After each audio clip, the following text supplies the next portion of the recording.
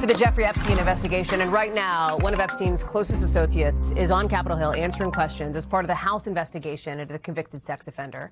His former lawyer, the co-executor of his estate, Darren Indyke, arriving for his deposition today. You see him there. The House Oversight Committee chair, Republican James Comer, says so far he was answering a lot of questions as the deposition goes on. A lawyer representing several Epstein survivors saying, in part, Indyke's claimed ignorance of Epstein's widespread abuse of women and girls is deeply troubling. Indyke has denied having any knowledge of Epstein's crimes. He agreed to settle a $35 million class action lawsuit a few weeks back to compensate survivors who say he helped Epstein traffic young girls.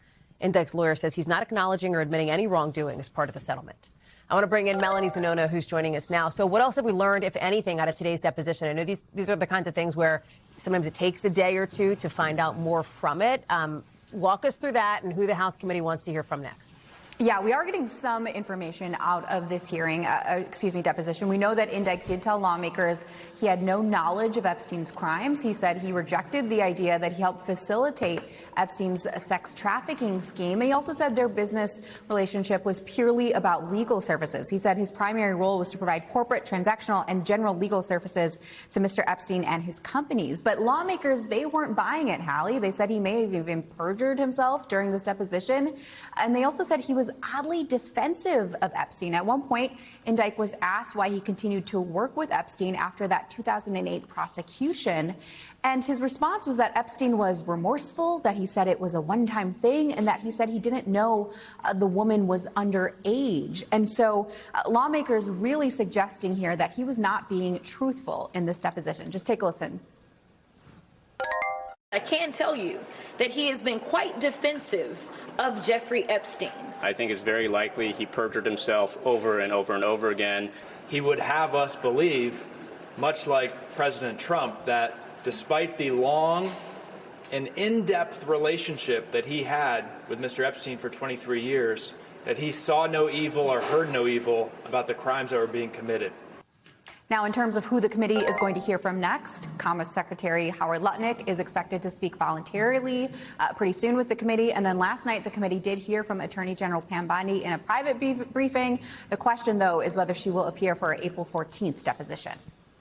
There's also, so much interest, and you know this, Mel, we know this in the Epstein files outside of Capitol Hill, and there's this just story that NBC News has put out just recently that talks about these influencers trying to go get on, what's been called Epstein Island down in the Caribbean. It is sort of stunning. These YouTubers that are going and trying to get on there. What do we know about it? What are they doing? How do you crack down on it? There's a new owner, obviously, of this particular island, but it's an island in the middle of the Caribbean. What do they do? Yeah, really a sign of the times, and such a bizarre, almost alarming trend here. What we've seen is these influencers trying to go viral, trying to capitalize on the headlines in the renewed interest. They're renting jet skis and snorkels, trying to get around the property, some of them even going onto the property, even though, as you noted, it is private property. It is under new ownership. But it has led to an increased police presence around the area. Unclear, though, whether they can really stop some of these influencers from trying to go viral off of all of this, Hallie. Melanie Zanona. Mel, thanks for that. Really appreciate it. We thank you for watching. And remember, stay updated on breaking news and top stories on the NBC News app or watch live on our YouTube channel.